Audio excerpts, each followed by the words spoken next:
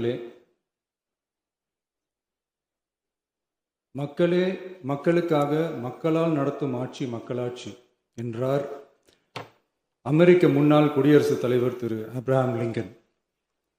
இன்றைக்கு அமைந்துள்ள மக்களாட்சி மலர்வதற்கு மக்களிடம் உள்ள பெரும் எதிர்பார்ப்பு, அவர்களுடைய எதிர்பார்ப்புகளை இப்பேரவையின் கவனத்திற்கு கொண்டு வந்து அதனை செயல்படுத்துவதற்கான திட்டங்களை, சட்டங்களை அமல்படுத்த வேண்டிய பொறுப்பு இப்பேரவைக்கு உள்ளது.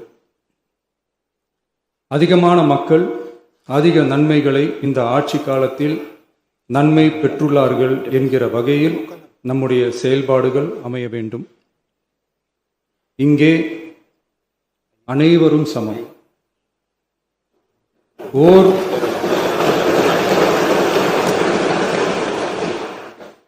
ஓர் உறுப்பினரை கொண்ட கட்சிகள் இங்கே இடம் பெற்றிருந்தாலும் அவர்களுடைய கருத்துகளுக்கும் அதிக எண்ணிக்கை பெற்ற தமிழக வெற்றிக் கழக உறுப்பினர்கள் தெரிவிக்கும் கருத்துகளுக்கும் சமமாகவே மதிப்பளிக்கப்பட்டு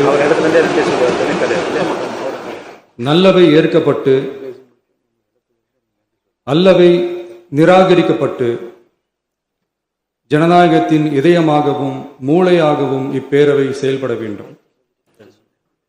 அதற்குரிய வகையில் பெருமை வாய்ந்த வரலாற்று சிறப்பு கொண்ட இப்பேரவையை நடத்தி செல்லும் பண்பை பெற்றுள்ளவரையே தமிழக வெற்றிக் கழகம் முன்மொழிந்து தாங்கள் இன்றைக்கு இந்த ஆசனத்தில் அமர்ந்துள்ளீர்கள். மாண்புமிகு பேரவைத் தலைவர் அவர்களே,